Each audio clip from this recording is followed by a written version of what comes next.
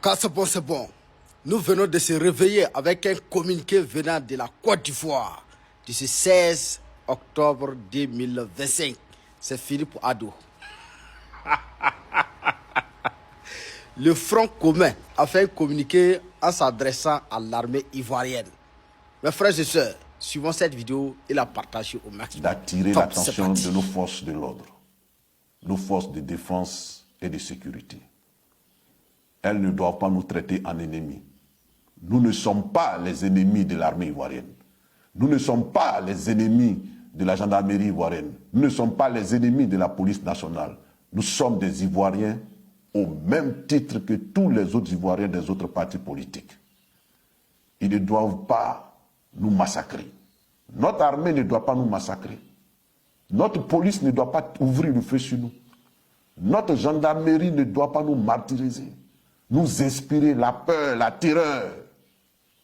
Ce n'est pas leur mission. Ce n'est pas leur mission. D'autant plus que nous contribuons en tant que citoyens par nos impôts que nous payons à les habiller et à leur doter de moyens matériels adéquats pour mener à bien leur mission régalienne.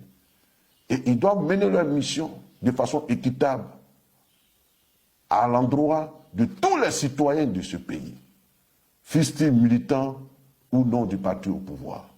On ne peut pas tous penser la même chose. Mais ce n'est pas parce que nous ne pensons pas la même chose que nous avons vocation à être torturés, martyrisés, pourchassés. En tout état de cause, que nos agents des forces de l'ordre comprennent que leur responsabilité pénale individuelle est engagée dans les actes qu'ils posent. Et ces morts que nous avons enregistrés ne resteront pas impunis. Le Front commun et les alliés sont à la tâche. Le Front commun et les alliés sont à pied d'œuvre pour monter des dossiers et nous porterons plainte. Nous porterons plainte afin que les coupables soient identifiés et qu'ils subissent la rigueur de la loi. Aucun crime dans ce 21e siècle ne reste impuni dans ce village planétaire auquel nous appartenons.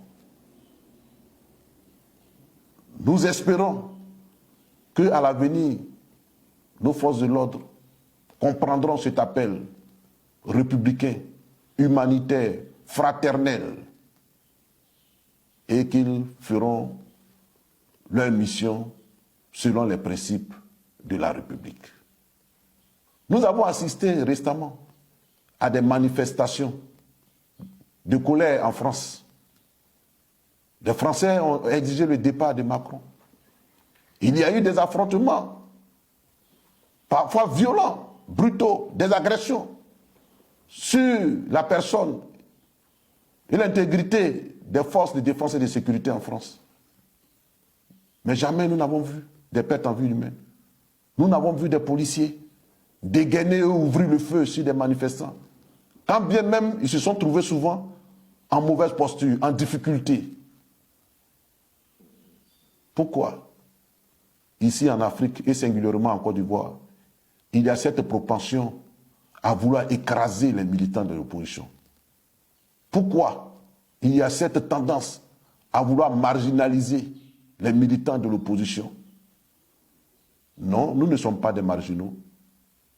Non, nous ne sommes pas des Ivoiriens de seconde zone à qui tout est interdit dans ce pays. Nous avons une constitution unique et cette constitution nous garantit des droits et nous entendons exercer ces droits-là. Et vous, en tant que force et agent de l'ordre, vous avez le droit de nous protéger lorsque nous exerçons nos droits constitutionnels.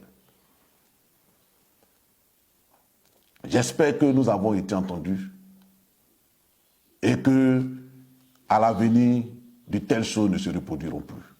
Car nous sommes des frères et des sœurs, après et avant tout. Merci de m'avoir entendu.